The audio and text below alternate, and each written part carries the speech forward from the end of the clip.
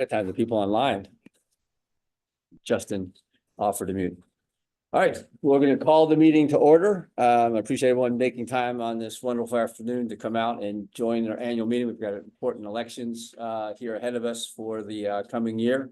For those who don't know the face, I'm Dave Tussler, the current president of the association.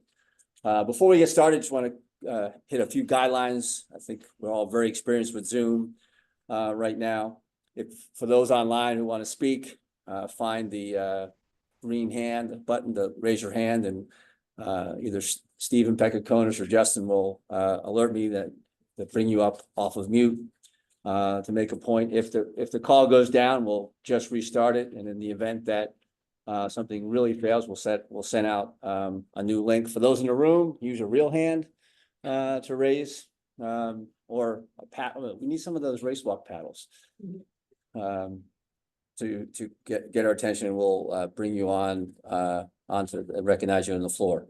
When we get to the votes, let's follow the instructions to make it easy for Stephen and others helping us out here to make efficient use of the time. We'll do our best to follow Robert's Rules of Order. We won't be perfect, but we'll do the best we can. So I'll review the agenda for today. After my opening remarks, we'll have a report from our treasurer, Jonathan, and then from our managing director, Steve Itonis, for about 5 minutes. Then we'll have reports from the sports chairs. Many of those reports have been submitted in writing online. A few may be recognized on the floor to give their report live. Next, we'll open the floor to new business. I know we have at least one member who wants to bring up a topic. And then we'll move on to our elections. Today, we're going to elect officers, sports chairs, athlete reps, and the delegate slate to the national meeting. So that's the entire board is ultimately being elected again today. As part of the elections, you'll hear from candidates for contested offices. And when we get to the elections, we'll bring the slate as we know it, and then open the floor for nominations for each of the slates. And we'll do each of those slates, the officers, the sports chairs, the athlete reps, and the delegate slate as 4 separate elections. So talking about 2024, another really strong year, thanks to the engagement of the members, showing up to events or indoor events or outdoor track meets or Road Grand Prix. You'll hear some details about that. Thanks to the board for digging in to put these events on behalf of the members.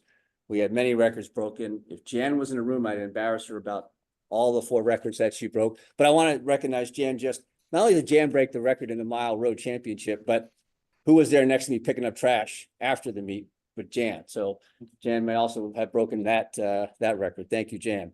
Cross country had a good year. You know, Fran took over that role at this meeting last year, which is always the fun of the cross country chair, picking up the season and as it's already underway. Big highlight from last year was the Codfish Bowl. We had close to 600 registrants for that meet, which is twice the size as the year before, and up from 30 the year after we came out of COVID. So that's been a project of Steve's for a long time, and we had a great turnout, and we'll see how we do this coming weekend.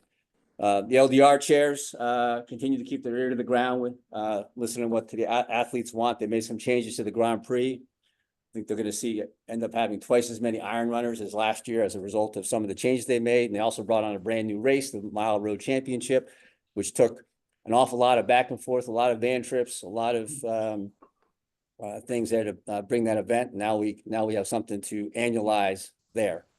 Paul in the Mountain Series, we're 2 more races left out of the 9-race series. Right now, he's already has 50 Mountain Goat qualifiers with 2 races to go. We were able to host the Vertical Mountain National Championship at Loon back in July. And Paul is stepping up again this year as a nominee for the Mutt chair. We had 2 athletes, Emer and Kara, step up to keep ATR going. On the youth side, our Junior Olympic track and field meet was the biggest in, I'll say, recorded history. Hard to know if we have all of data, but certainly in the last decade. There's new clubs coming online. So, clubs are growing. The clubs have been stepping up, helping support that spring series. that we've been running. Thank You Launch, CLCF, and others. We had our second youth indoor invite last March at Reggie. That was bigger than the year before. That was held at New Balance. Cross country side, the middle school championship that Steve runs is one of the best events that you'll see, with 2,000 athletes. Lisa's there getting run over with maybe Tina as well, through all those races that we have.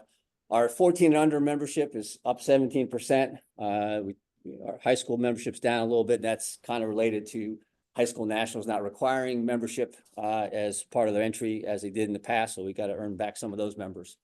Track and field side, our outdoor championship was 10% bigger than it was the year before. Indoor, with the help of Steve and others, we had BAA step up as a sponsor, which really helped us put on some special events during the meet, featured events, a youth SMR event. So that was really well received and very helpful, give us a chance to take some risks. Our partnership with Bob Palazzo and Providence Tech continues. I don't know, Mike, it's been decades, I think. 13 years. 13 years down there. It's been the host of our Masters Championship, and on a rotating basis, the Eastern Region Championship. And those guys do a lot for the sport down there in Providence. Officials, we can't do any of these events without officials, and we've put a lot of effort into recruiting new officials, developing new officials, hopefully getting things smoothed out with the scheduling and the pay. But the officials really made an investment in our sport, in our environment. Our officials, Lisa and Bob here, particularly on the board, doing a great bit of work to get us. Everyone's got different numbers, but we're now over 200 certified officials as of this morning. I don't know where our baseline is, but I know that's a pretty big number. So thank you, Lisa and Bob and everybody else who's really engaged, and especially those youth meets when you're with us for 8 and 10 hours at a time. Then there's all the partners behind the scenes. All of you know Steve, who is there to answer the phone at 7 o'clock at night, 7 o'clock in the morning, answering emails, showing up to lots of meetings, showing up to Franklin Park, showing up to the White Stadium meetings, and just helping out every level of the sport. Justin Koo, who literally keeps the lights on, keeps the Zoom running. We'll give him credit, but not any blame for anything that happens. Steve and Justin together to keep the race walk group engaged. We have 2 race walkers here at the meeting live today, as an example. Jonathan is hopefully online.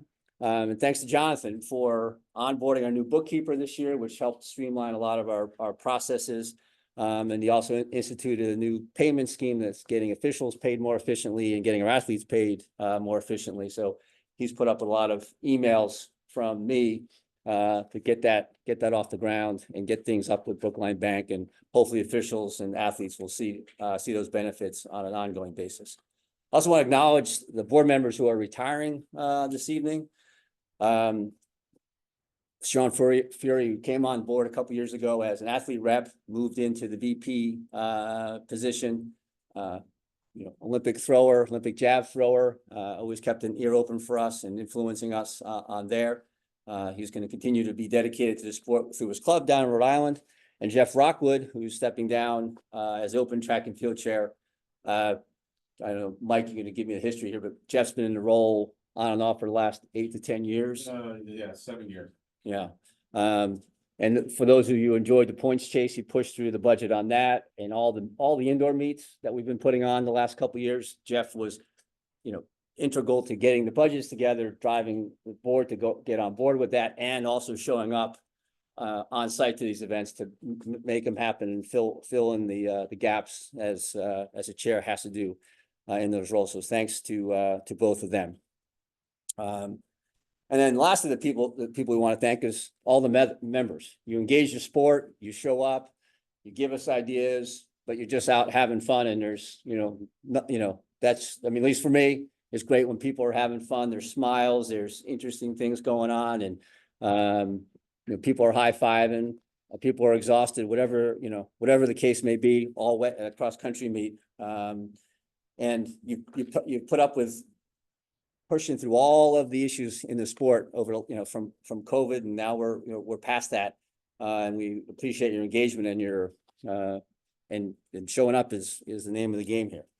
But as we will be voting in a new board, I also may complete all the members. The chairs might be quote unquote in charge, but they all need help. As we'll probably talk about at the end of the meeting, this is also going to be a lot of chairs are stepping up again, standing up for re-election. And if they get re-elected, they're also saying, I want to spend the next year mentoring the next person to take over this role in the future. So it isn't a closed shop. The chair, takes the yoke, but there's not a chair in the association that wouldn't want more help and more input to get these events off the ground. So now let me turn it over to Jonathan if he's online. If he's not, then I'll bring up Steve. I am here. There we go. Floor is yours, Jonathan, for the treasurer's. All right. I was having internet trouble, so I may still have internet trouble. Hopefully I will be here for this whole report. And did you share it with them, Dave? Do they have the paper, the sheet? Do they have access to it? Yes, the people in the room have it. I'm going to be on and off mute because when you're speaking and this mic's on, it will be echo. So, okay. So then I'm not going to, yes, I don't want to read the sheet to you. That would be very boring. So we'll just go over the main points. This is a one-year report starting from September 1st of 2023 to August 31st, 2024, and compares it with the same window of the previous years. The main thing to take away, we did have a surplus this year. That makes 3 years in a row where we've been having surpluses, which is good. We had several down years from 2017 to 2021. So it looks like we've come out the other side of COVID and are now on an upward trajectory. As David had mentioned, we do have membership increases in the adult and club numbers. We are a little down in one segment of the youth, but overall the membership has gone up, so that's good. Sanction income, same as last year. It still is below where we were prior to COVID, but I guess we're just waiting for everyone to come back, and we're still getting the same grants. It's $5,000 per year from National, with the idea that it can be used to develop the various programs in whatever way we see the most need. As far as expenses go, program expenses have gone up slightly. That's offset by the increased income as well. As I'm sure everyone is aware, the cost of everything just simply continues to go up, and there's no difference for us in the expenses that we pay. The constituent benefits is probably where we would want to focus most of the attention. We did have substantial increases to awards for athletes, prize money that was awarded.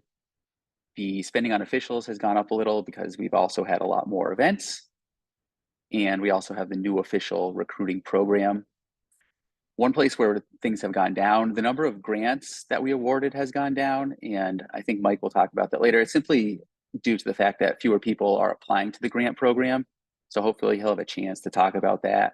And we do have grants. If you're, if you apply, if you qualify for any of those grants, I think we should encourage you, go out, apply for those grants. If it's going to help you make, travel to meets that you couldn't have normally gone to. If you're a team and you're trying to get out somewhere, that's what we have grants for. So I'm sure we'd be glad to take a look. Not me, I'm not on the grant committee. Mike would be glad to take a look at that. At the bottom, you can see the balances. I tried to get the Vanguard balances up to as close to this. So I did them end of day Friday for Vanguard investments. And those have gone up slightly since last year. And you can compare, I can't bring it up, but the investments that we have in Vanguard have gone up. So that is good. Do I take questions? I think I can take questions. Sounds like there's no questions. Awesome.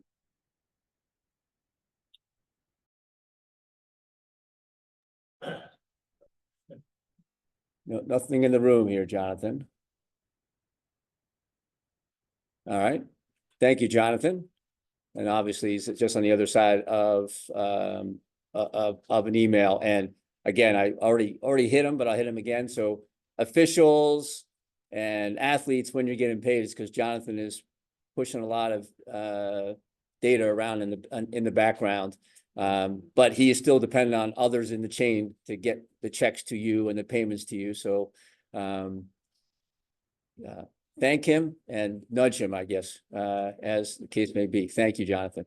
So next I want to bring up Steve Itonis, our managing director, for the managing director report.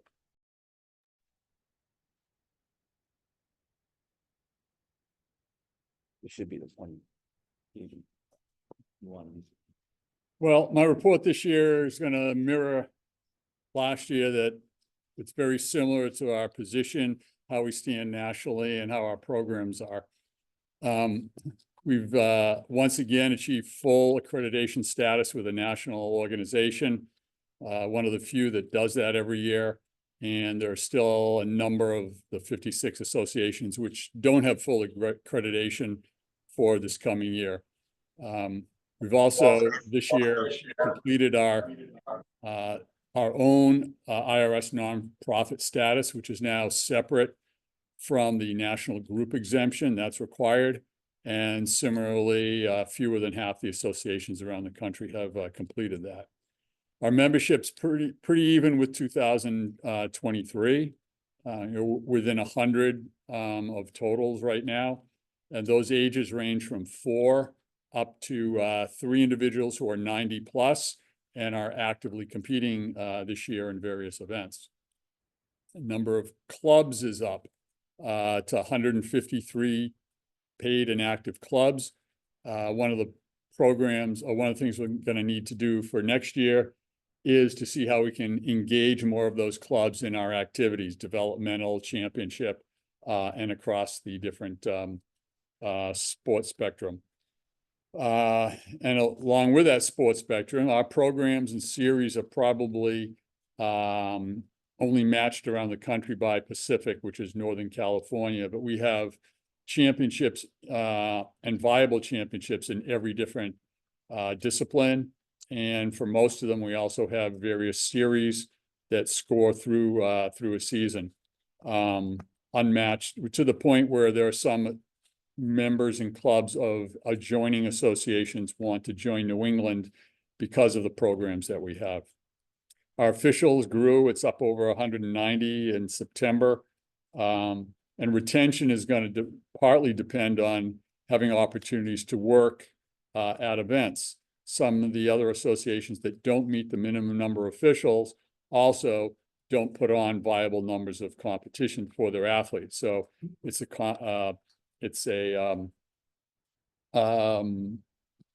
one thing builds on another. That having more competitions gets more officials. More officials allows us to put on more competitions. And of course, our website is probably better source of information than others around the country. We get calls from around the country based on information that people find on our association website. Couple of points nationally that you're going to see more emphasis and more promotion of the Safe Sport program required by all sports under U.S. Olympic Paralympic Committee. It's also expanded now, and the World Athletics has a similar Safe Sport program for all federations. We're going to do more with building the program for volunteers and older youth with our events. I want to recognize a couple of athletes who over the last month have achieved some real national and world status. On the world end, Sophia Guerrerian from Providence, who did come through our Junior Olympic program and is now a freshman at Harvard, placed 3rd at the World Under-20 Championships for Team USA back in August.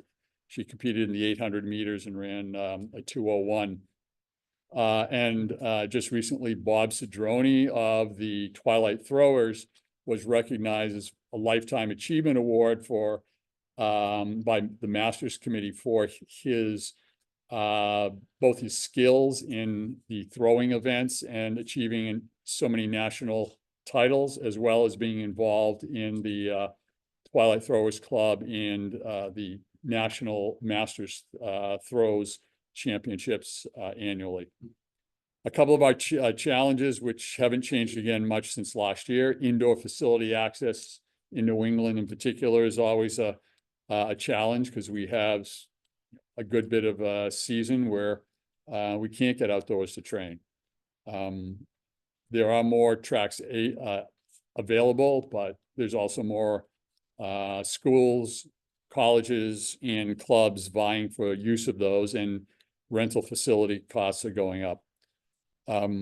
While numbers in the sport in general are increasing, Running USA noted that road running is back and in most cases above pre-pandemic levels.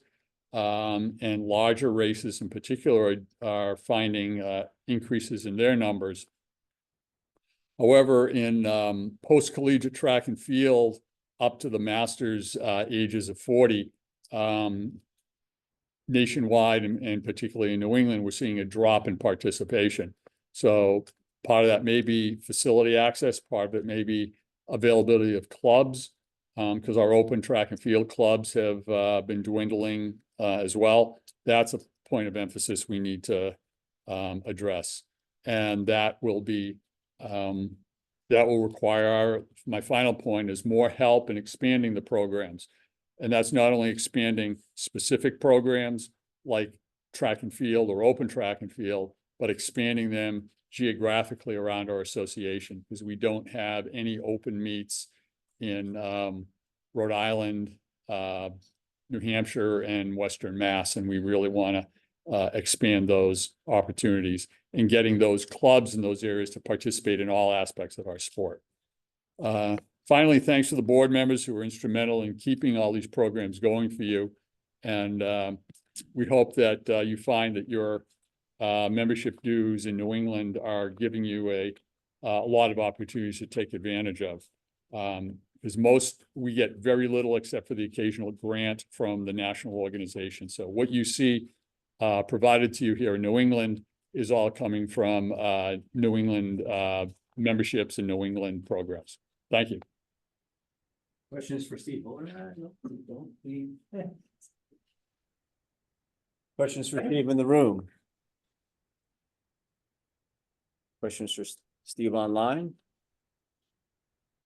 I need help seeing hands since I don't have this up in that gallery mode. All right. Hearing none.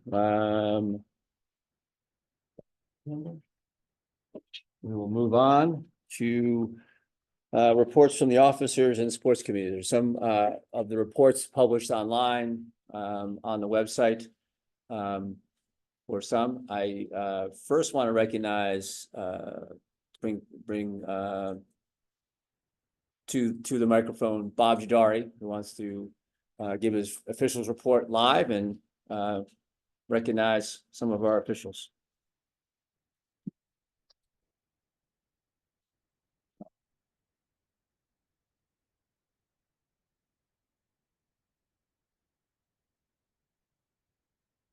All right, well, good afternoon. First and foremost on everybody's mind as far as officials go is the recertification process, which is still up in the air. Supposedly starting on August 1st, which has come and gone. New date is October 1st. And as of right this second, I still do not have details on what or how it's going to happen. I still attend monthly meetings, still ask questions, have not gotten answers. Hopefully, everything will be ready to roll out October 1st, in which case every single official on my list will be notified that this is what needs to be done. What I do know is similar to previous years, there will be a basic review that every official will have to take. Every official will have to be 3-step compliant. That means you have to be a member, you have to have Safe Sport completed, you have to have your background check cleared. I will tell you that national and masters level will also have to have some sort of an additional review done. I do not have details on what that is yet. In the past, it has been answering some essay questions. I believe it's going to follow a similar format, but again, I do not have exact answers on that. Once I get them, like I said, as soon as I know for sure, I will give out those answers. And I have full intentions on doing both live and Zoom recertification clinics. What else, sir? Just keep going. Oh, there we go. Okay. That being said, just to let you know, the national office has approximately 475 names of people in New England that have been or currently are officials. Right now, on my list in New England, since I've been doing this and taking it over from the previous certification chair, I've got 336 officials on my list. The number of three-step compliance in New England as of July 31st this year was 194.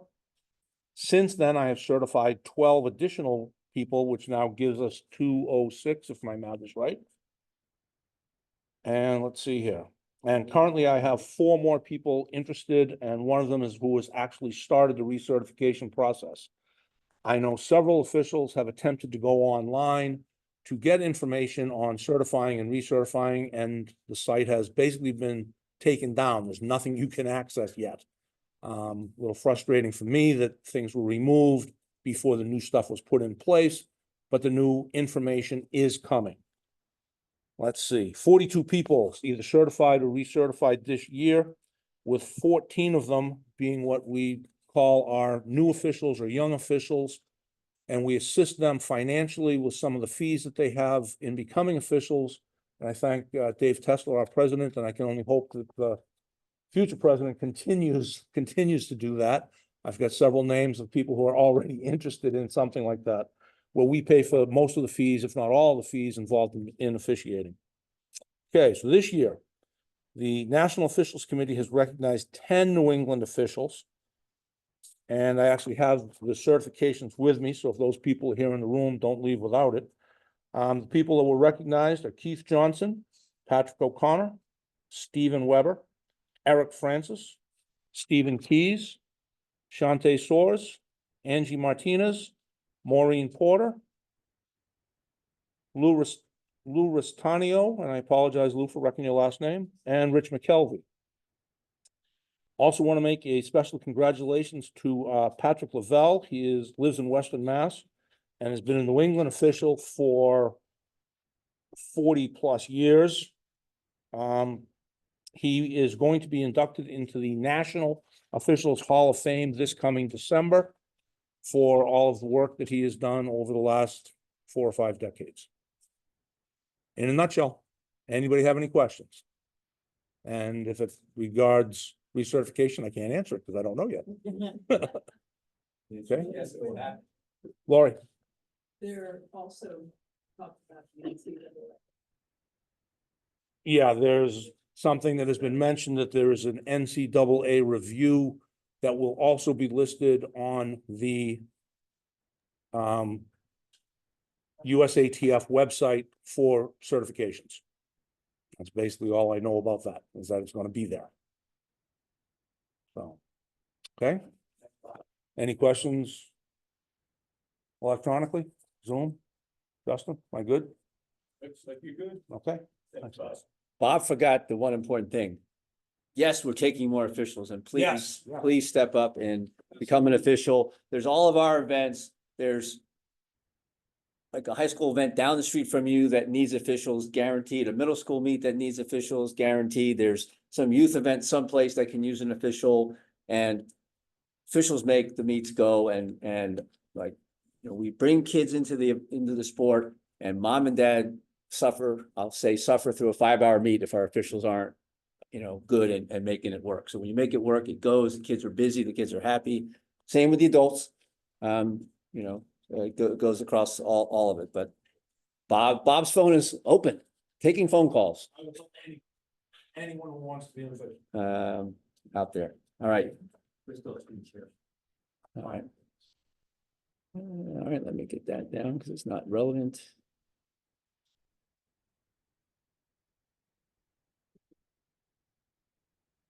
All right, did you want to do your report as part of this? Next, I'm going to recognize Mike Travers, Masters Track and Field Chair. All right, I'm gonna pay some attention to three topics. First of all, I want to thank Dave for his superb leadership for the last 4 years. The reason why we have, one of the reasons why we have $809,000 in the bank is because of Dave. Okay, Dave spearheaded our efforts after the pandemic to increase our events. And that's what we did. So with Dave's leadership, myself, Steve Vitonis, Jeff Rockwood, and Peter Crapesy, we doubled down on our indoor and outdoor events, especially youth. And as a result, we have $800,000 in the bank. Okay, so thank you, Dave. Thank you. I want to talk about a pressing problem that we've been presented with this year, and it concerns. Let me first preface my remarks. If you work from New Balance and you're on the call or in the room, I apologize. Okay, so 2 years ago, 2.5 years ago, when New Balance opened up the track, we had a full slate of events there in the indoor season that was sponsored and hosted by USA Track and Field. This past year, we had fewer events. Okay, those events made lots of money. They were all pretty much all in the black. Our membership benefit from it. We had a huge youth meet 2 years ago that Peter led. Not so much this year. This past year, it was the schedule was backed off a bit.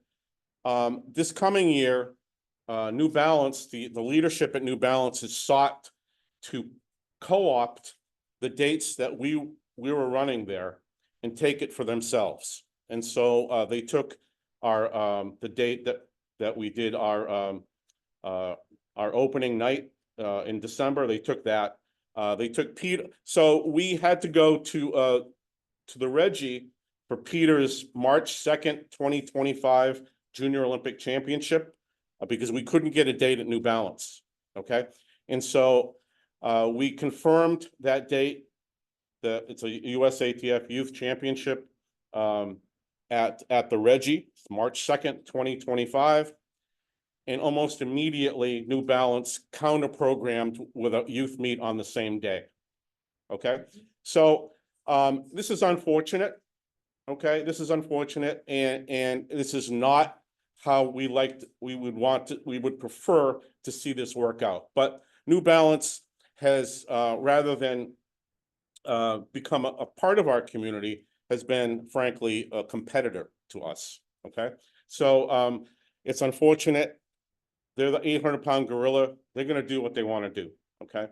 Also, fortunately, Dave and I and Steve and a few others have remained have relationships with the folks that are running the Reggie Lewis Center. The Reggie Lewis Center has a new management team in there from top to bottom. Okay, and we have relationships with all of them. So a lot of our meets over the course of the next couple of years, I suspect, will be hosted at the Reggie Lewis Center. Okay, so that's not the way we saw this happening when New Balance proposed this fantastic new facility. It's beautiful, and we'd love to be there, but they took our dates. Okay, so we need help from officials, that are supporting our programs. We need you to support our meets wherever they happen to be. We do have a slate of a couple of meets down at Weston College in January, and one in Providence that Dave had already mentioned. But when you make your plans to work the meets this winter, please keep USATF events at the front of your thoughts. Okay. If you have any questions about any of this, feel free to reach out to me, and we can have a conversation. You said three things, that you did all three. I didn't hear you. I know, you got all your topics. All right, okay, Any questions for Mike? Talk about grants. sure. Yeah, so I'm the, like somebody said, mentioned, I think Jonathan mentioned, I'm the grant committee chair. We have money to give away. I think we granted less than $1,000 this year. And before the pandemic, we were averaging $4,000 or $5,000 a year. And so I'd like to get back to that point. We can't grant money if you don't submit an application. Okay, and we've tried to streamline the application process as much as possible. And so we do support travel to national and international competitions. We do support coaching education. And so we really support, and this is the one we have a difficult time with, is supporting financially new events, right? New programs. And so if your club is thinking about putting on a program, a clinic, possibly they need even financing some equipment purchases, we have money to grant. Okay, all you have to do is go to the website and fill out an application and email it to me, and we'll act on it. We went for a while. We were acting on the grants 3 times a year. I think it was April, August, and October. We've gone to a rolling application process now. And so if you have the need, fill out the application and it will be considered. Okay. And all that information can be found on our website. Okay. All right. Thank you. Bob's giving away money, Mike's giving away money. You have to write a proposal though, so it's not completely free. Are there any other sports chairs or officers who want to make a live report? Anyone online there? No hands up, right? All right. What's in the? Okay. Okay. I'm watching. All right. Let's move on. So we have no unfinished business from the last meeting. We have no bylaw amendments for this meeting. So we'll now open the floor to new business from the membership. I would call on Tom Dadarian, who wanted to share some thoughts on White Stadium and our engagement with the project over there. So Tom, if you want to come online, you can come online. If you want to pass, you can pass. So. Can you hear me?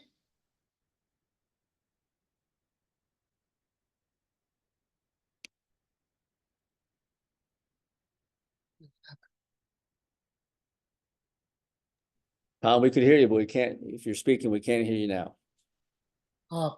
Yeah, Dave, Yep. can you hear me now? Yeah, I'm trying to find the button for the video.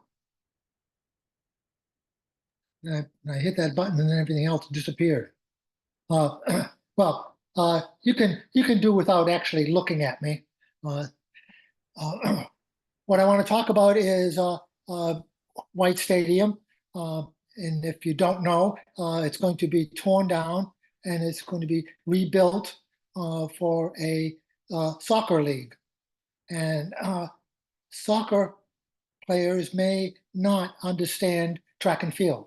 There's a plan to have the track redone, but I worry that soccer players might not do the kind of job that we would like to make the lanes all the right width, have the track marked properly, and most simply and easily done and inexpensive is to put a steeplechase pit in it.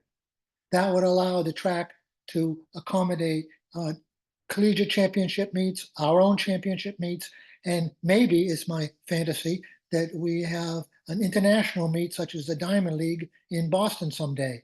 I mean, we did have the World Cross Country Championships in Boston in 1992. Wouldn't it be wonderful to bring a world event back to that stadium? So I would like a resolution from the membership to urge or maybe even instruct the officers and management to lobby all the powers that be, from the mayor to the soccer league, to pay attention to the track and make the track be a world-class or national class facility, and put in a steeplechase pit, but in consultation with people here, such as Steve and Justin, who are world experts in how to build a track and how to make it done, make it proper. And further, well, we could get some accommodation in that facility for all our cross-country stuff. So we could store our stuff there instead of that trailer, if that's possible. But I think we have to be forward on this and lobby right now. So that's my urge, and that's my dream. Thanks.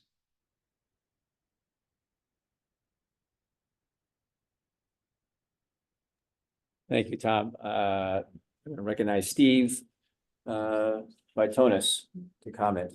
Yeah, just to address this, the working committee on the stadium had two meetings with track and field oriented people from the city programs, all the way from youth up to collegiate and open. And the engineering company has made adjustments on the track setup, as well as for the community, redesigning the stadium in pieces 3 times. So they're very aware of that, and the track issue has been addressed with the engineering and the project.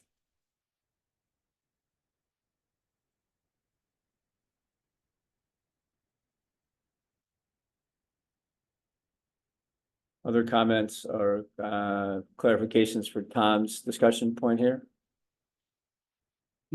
Tom, I'm gonna make a proposal to you that we bring this to the new board and invite yourself to the first meeting after the new board is set, with a new open chair and a new set of VPs and president to make a more definitive proposal on how to engage further on White Stadium. I'm happy to do that. Yes, thank you. Okay. So, I know there are candidates who are interested in this, as we all are. Is there other new business from membership? Anyone in the room? Anyone? Nothing on chat. Nothing on chat. Okay. That will close out new business with the future action item with Tom. Now we move on to elections. So again, we're going to do this ultimately. Well, the elections to the board will be 3 separate votes: first officers, then the sports committees, and then the athlete reps as we go through it. So for the contested positions as they develop here during elections, we will open the floor for 1-minute speeches for all those candidates. Those in on Zoom will get a link in the chat to a Google form to vote. People in the room will get a piece of paper to vote. Where we do not have a contested election, we'll accept those nominations and their appointment through via acclamation. All right, so Stephen, are you ready? Are you ready? All right, let me bring up the share going.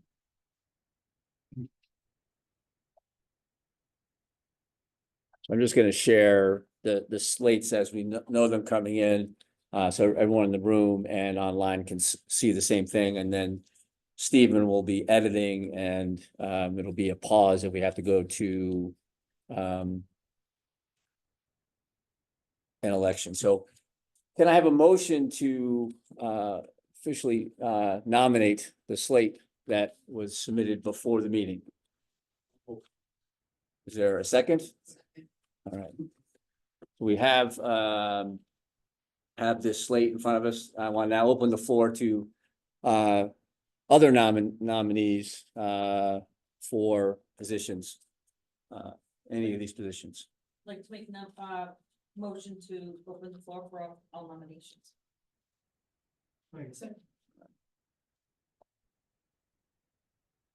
Are there any nominations for president? I'll nominate Dave Tesler for president if he wishes to run. Second. I'll comment on this. I think it's legitimate. I'm term limited, and the only way that I can return is if that line stays blank, I guess, but anyone online on that?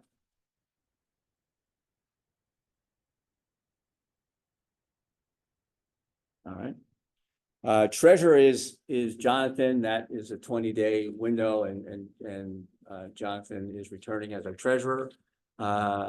Any other nominees for secretary or vice president?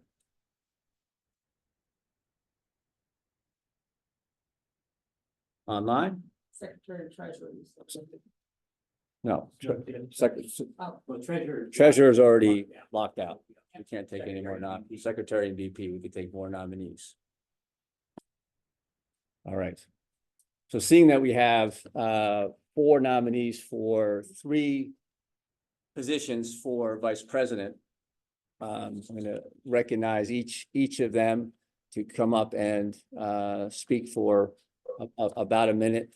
So we'll go Robert online, then Rick, then Lori, then Lisa. Question? Yes. At this point, it's appropriate to pull the first 3. Done. And then only discuss the vice president. It's a question. I don't know the answer. I don't know Robert's rules of orders. I just know there's no more discussion on the first 3. Make a motion. Make a motion to pull out the president, treasurer, and secretary, to have that removed and voted on right now and passed because there's nobody else running. Second. All right. Further discussion on that? All right.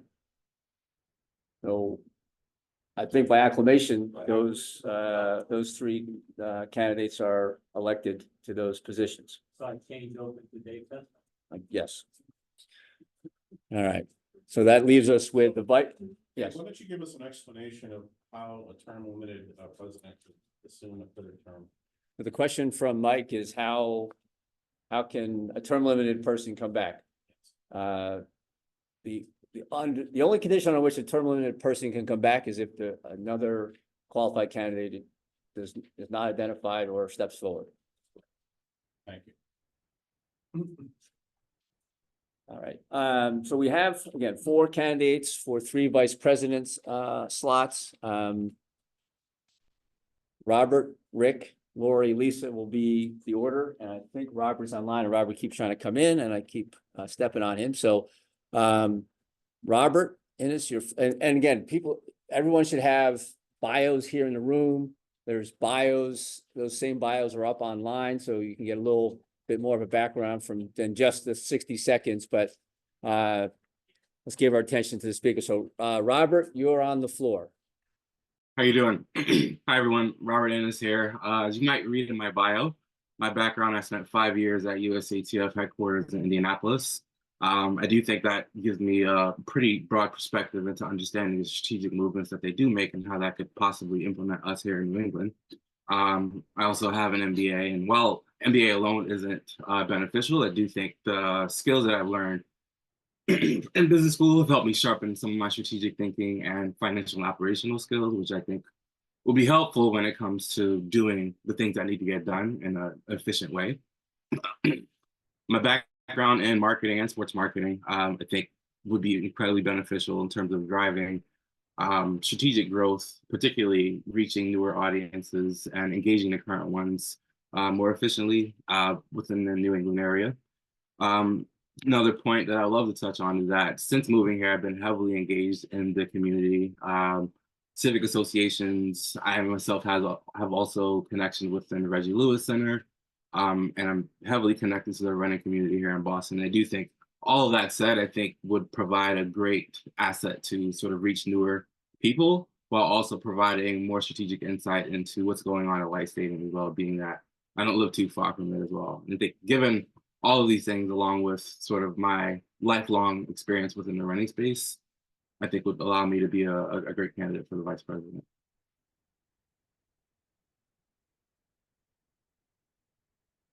Thank you, Robert. welcome. Next, Rick. Rick LaJoy.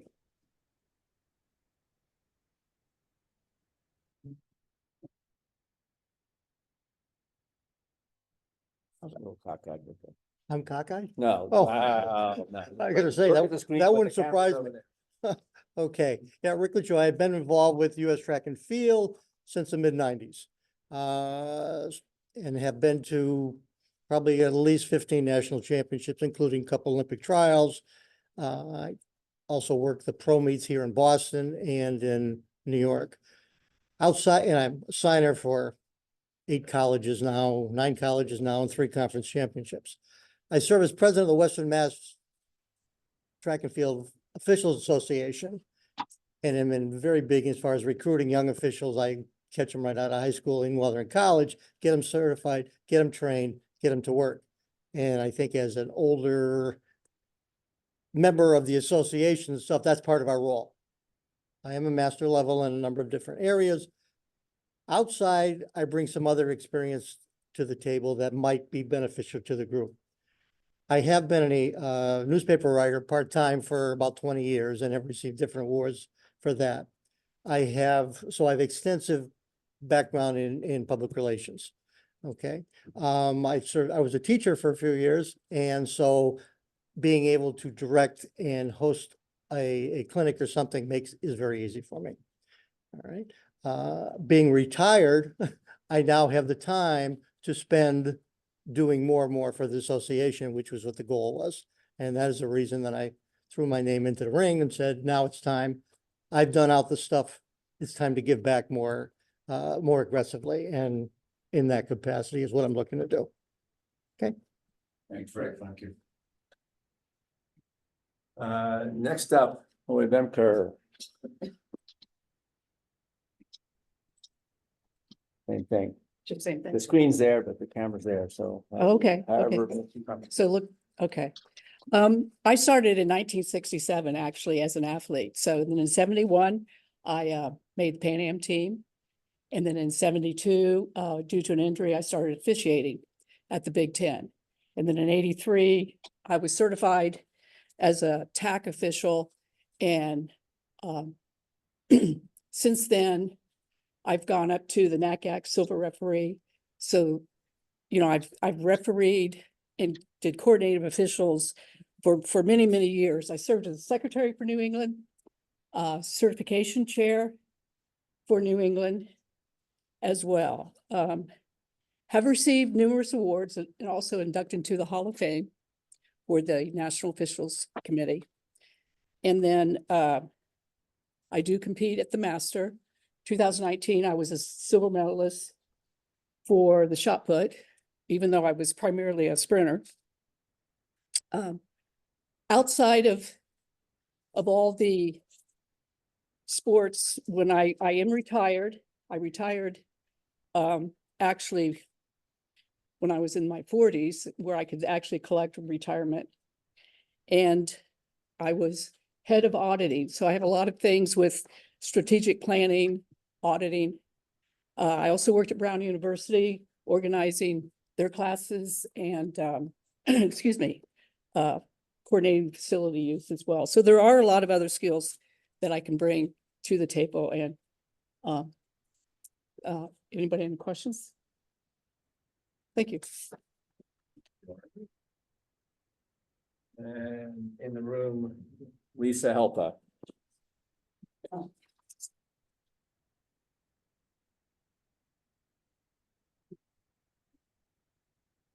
Same thing. Okay, good afternoon, everybody. For those of you that don't know me, I am Lisa Helpa. I live in Hatfield, Massachusetts. If you don't know where that is, it's a little small town out in Western Mass. I have been serving as one of the 3 vice presidents for USATF New England since 2022.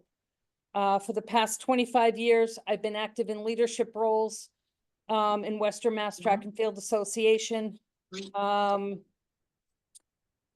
Since the early 2000s, I've served in various positions ranging from the executive board, certification chair, vice president, and president of that association. As vice president of USATF New England, I am the assigner of the officials for indoor and outdoor youth masters and open meets. I also have worked with the certification chair, Bob Jadari, certifying new officials and creating clinics. Currently, I'm working to create a new training program for all of the officials so that they can become better trained and better officials and improve their skills. You should have all received an email from me regarding that, but if you didn't, please let me know and I'll send that off to you. Something else that I'm working on is the expansion of USATF New England beyond the 495 corridor. Traditionally, all of the meets have been in Eastern Massachusetts, and it's very important to expand our membership and to expand our footprint, not only beyond Eastern Massachusetts, but also into all of New England, so that we're true to our association name, New England. Let me give you an example. 2 years ago, we held a youth meet in Western Massachusetts, which attracted teams from Eastern Mass, Vermont, and New Hampshire. And it's on the books again for the spring of 2025. I'm currently in discussion for youth meets in Western Mass this winter, and hopefully proceeding to open up into Vermont as well. In order to keep this momentum going, I would appreciate your support, and I'd like to stay in my role as vice president. Thank you.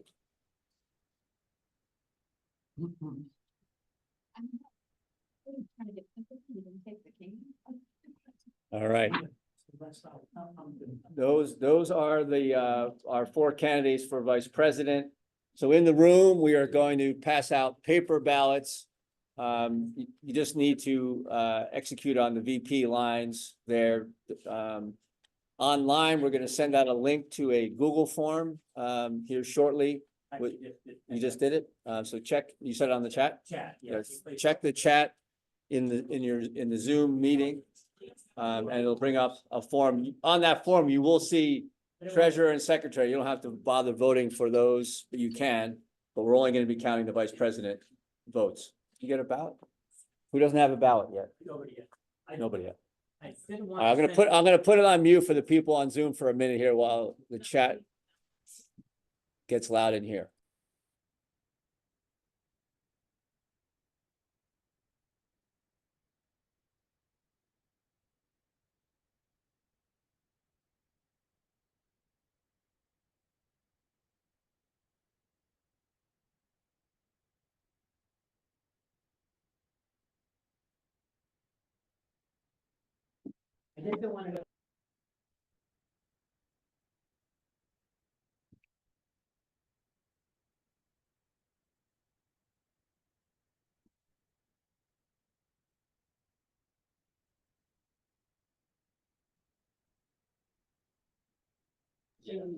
For those on Zoom, if you're having any issues, throw it up in the chat. We will hear you if you shout out. We're just going to put the room on mute because it'll just get loud for you.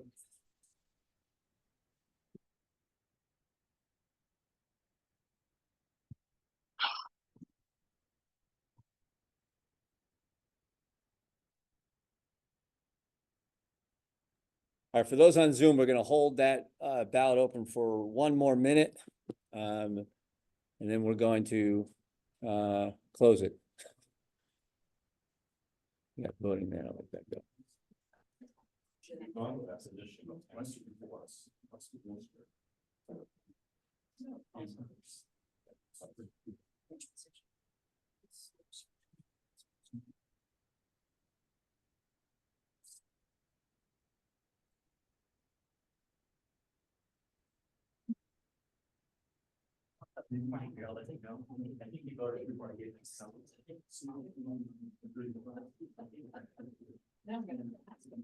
Yeah. I have at 23, but 22 out of 23 is a very good day.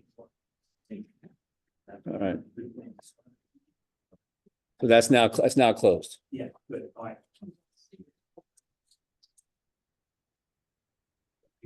All right, but, I don't know.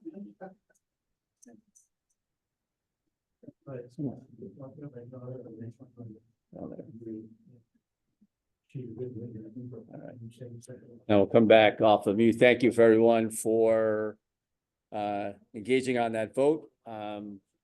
Our new vice presidents for the next board year will be Lisa Helpa, Rick LaJoy, and Robert Ennis. So thank you and welcome to the new board.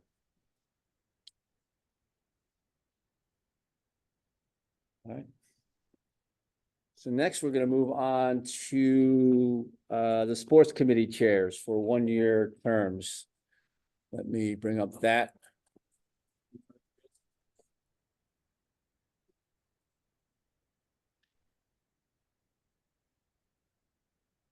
So up on the shared screen. yeah, sure. Thank you.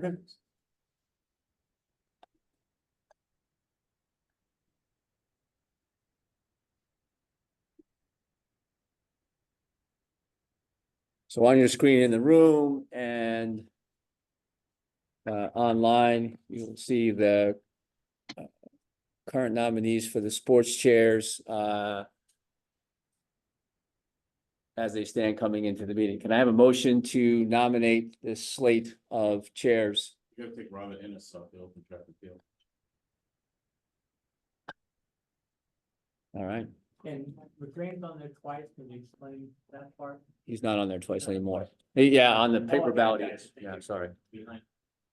So do I have a motion to put this slate into nomination for the sports chairs? Do I have a second? Second. All right. So now I'm going to open the floor for nominations. We do have two open positions, Masters LDR and open track and field, but all the positions are open for nomination.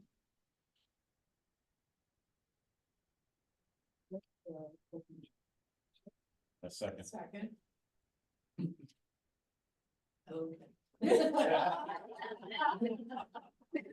We're gonna wait till you went out of the room to do it anyway. Right. There are other nominees for any of the positions in the room? Yeah.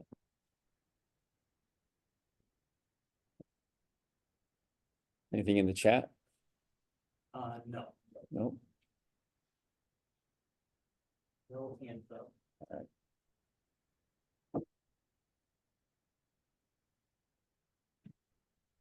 Any other nominees? All right, hearing no other nominees. And that we have all positions uncontested. Can I have a motion to accept them all as nominated? And by acclamation, welcome to our new set of sports chairs.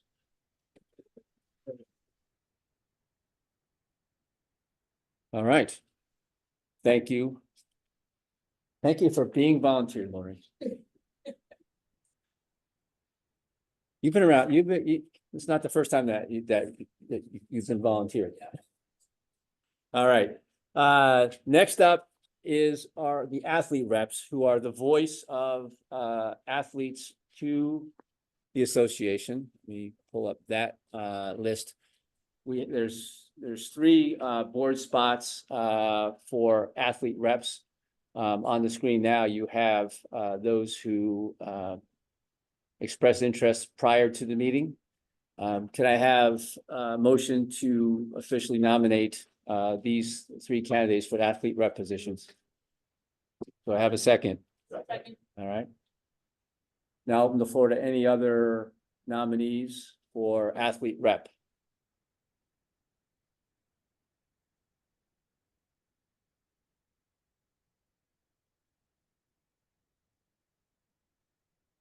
Congratulatory phone calls are coming in.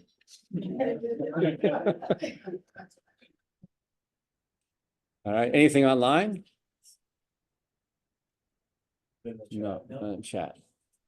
All right, can I have a motion to then accept these three nominees for athlete rep? Motion 73. Second. All right. Then by acclamation, we recognize Katie, Tim, and Susan as our new and some returning athlete reps for the new board here. All right. Thank you. Now, our next item is a selection of delegates to the national meeting, which is, I was confusing a lot of people this week. That's the meeting in December. USATF national meeting. You saw some of those notes in the emails that went out. You know, we're electing the USATF president. Ben is term limited there. Most of the committees have executive committee elections and also electing their board reps in that year.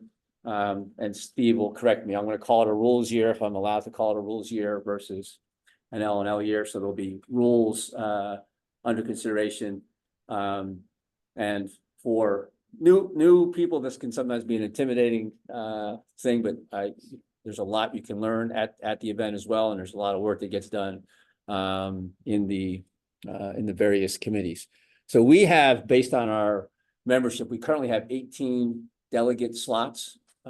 That's delegate slots. So anybody who's a member of USATF can go to the meeting, and you can attend all the sessions. What delegate gives you is obviously a vote, and if you're put on a particular committee, a vote in that particular committee. So this doesn't preclude you from engaging the meeting and engaging the sport. What the delegates are is, well, two things. One, the vote, and then I included in the last email, the board at our meeting, board meeting on Monday, we approved a travel budget that was stated in this way: will cover the meeting registration fee plus $600 for customary travel expenses.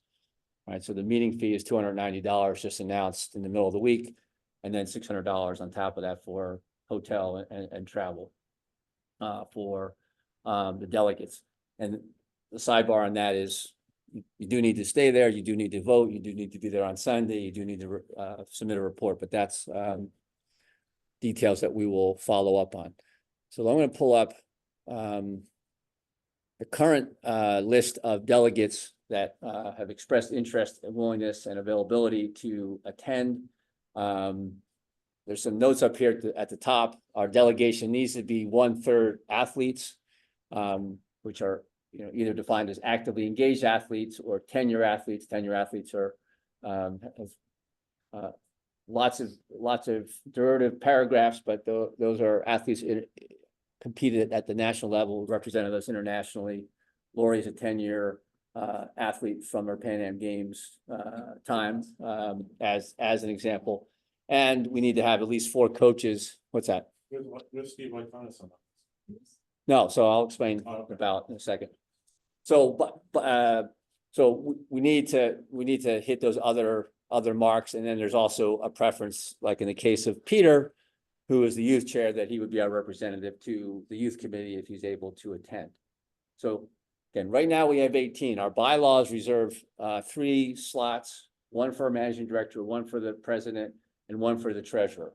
And right now, all three of those people are able to attend and plan to attend the national meeting. So that's why you see this ballot has 15 slots that we're ultimately voting on for representing us at the annual meeting. There are more, but we are voting. We have 15 open seats to vote, and we're going to have more candidates than slots. Right? It's not that easy. All right. Somebody always drops out. But we have 3 already reserved. Treasurer, Oh, gotcha. treasurer, president, and managing director have 3 slots. Okay. So we're just voting on 15 that are left over. We may, just to make this more fun for everybody, we may, and most likely we'll end up with a 19th. Once we go over 7,000 members, we're kind of like within 100 of that right now. I mean, there's a 95% chance we're gonna make it. Yeah, but right now we're not officially there, but probably by the time we get to October and Let's put a big push on for social media push. We don't even need to, it's gonna, it's It's gonna happen. really a lot of. It's high. Cross-country season. so having said that, can I have a motion to put the names on the screen that have indicated their interest, nominate them for delegates to the annual meeting? Vote to nominate delegates listed. Second. All right. Now let me open the floor for other nominees for the meeting.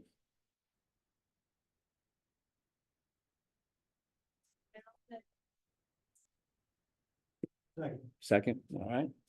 You have that one. Oh, you're gonna challenge me to make an option. Let me see. Did I get it? No.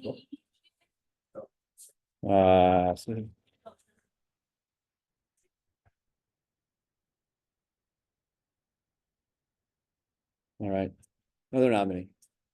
Nominate Peter Cracker.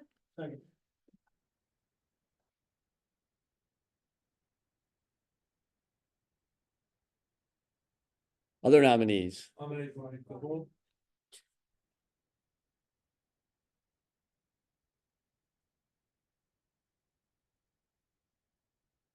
Other nominees. Is there anyone online? Is there a chat? I see a chat come up here.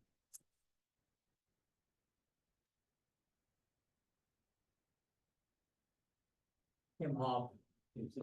I'll nominate Tim Hall. Steve, do I have a second for Tim? All right.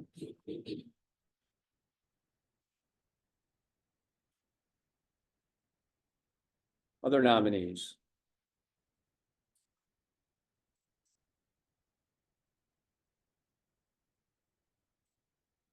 All right, hearing none other nominees, I will close the floor to nominations.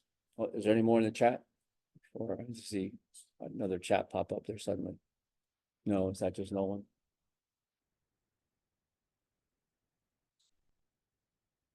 Good. Anybody else in the chat? Okay. So this is our slate for the meeting. By browsing that, I think we will hit our allocations accordingly.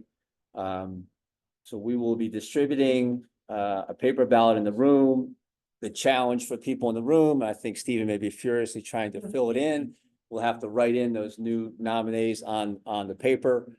Those online, the ballot should come to you with the names on that Google form, but give Stephen a moment to catch up. And Katie, Bob, now we need your pen.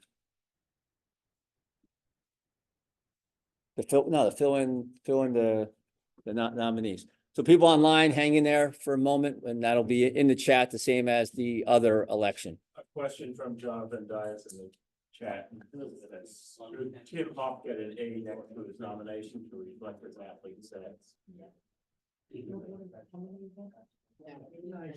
We need 1/3 to be athletes.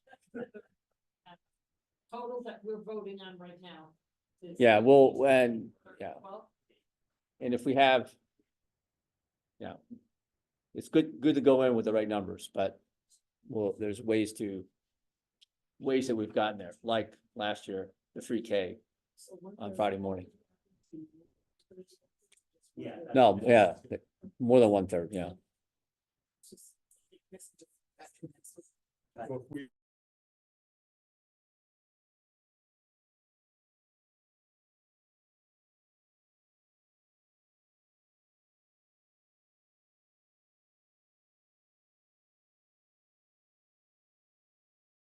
All right, people online, if you're still there, I appreciate hanging in there. The ballot just went out on the chat.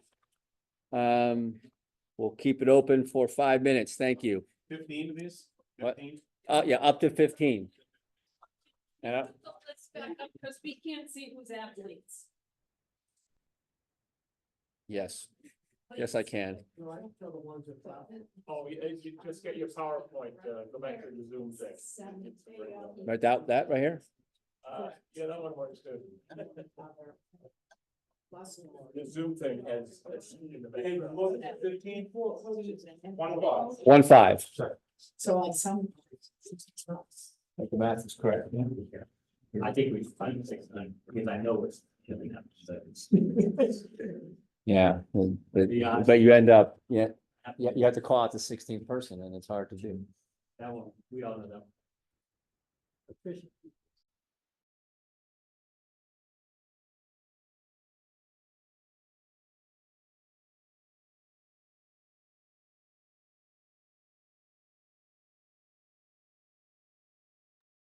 All right, for everyone in the room and everybody in line, do not get too concerned about the athlete representation percentage. We will get there. If we have an issue in the end and it doesn't work out, then we'll have to come back and make an adjustment. The delegate chair will have to make that adjustment. But don't try to count on your thumbs and fingers to get there. Because there's also some day of things that we've done down at the national meeting, like last year, a couple delegations were short of their athletes and they ran a 3K on Friday morning at the national meeting to get there. We don't want, we want. Most people walk. You didn't know what you're getting yourself into. But just vote for who you think would be a good representative, someone that has a voice who would learn something, you know. Yes, the other things do matter, but that math is hard to follow.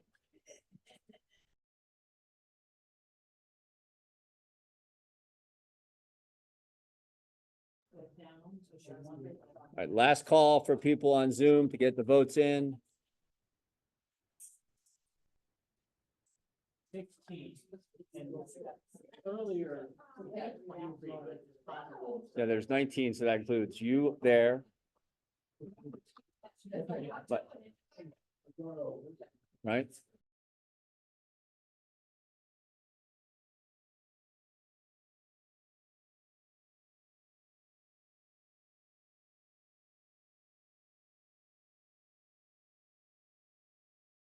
You two pick. We can.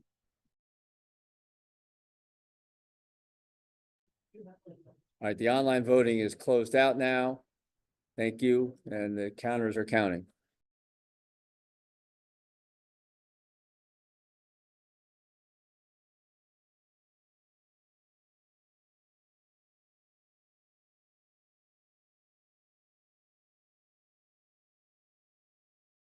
Yeah. I did.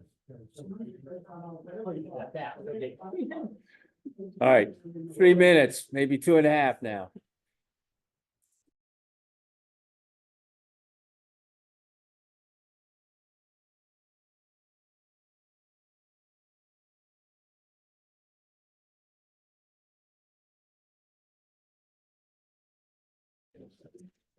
Thank you to our election team. That took a little bit of effort to get through that.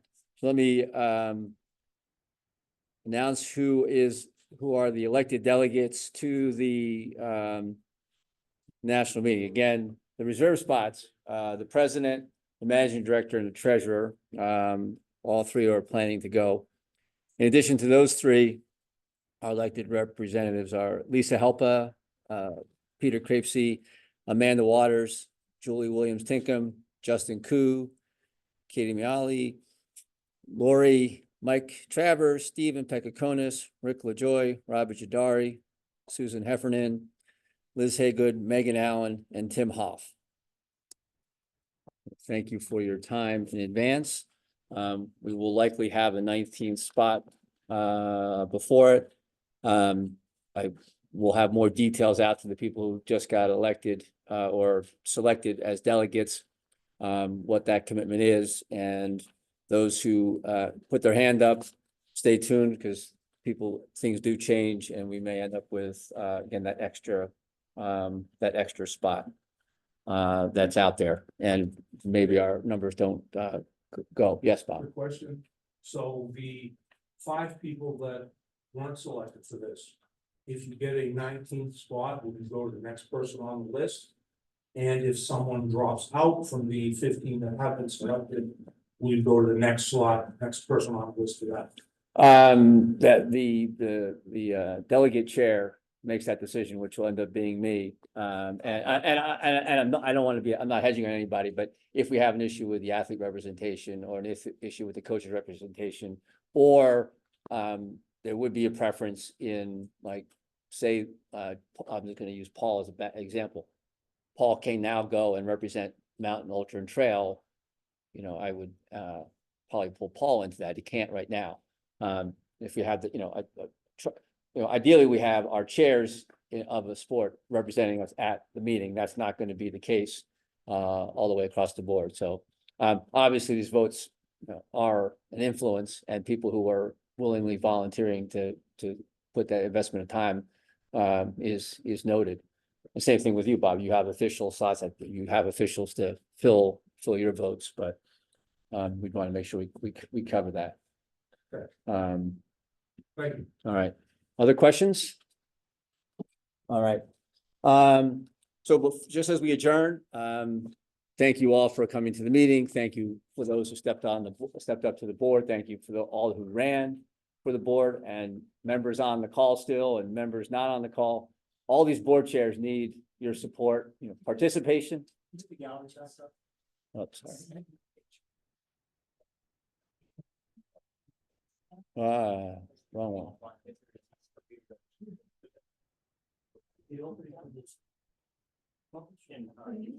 Yeah. Again, they need your help, and it's not a closed shop. So inputs, sweat equity is all needed. People who are good with spreadsheets, who like to do counting. This is a lot of time that the chairs spend. So find a way to get engaged. They'll be reaching out to you. With that, do I have a motion to adjourn? Second. All right. The 2024 meeting of USATF members is called to a close. Thank you, everyone.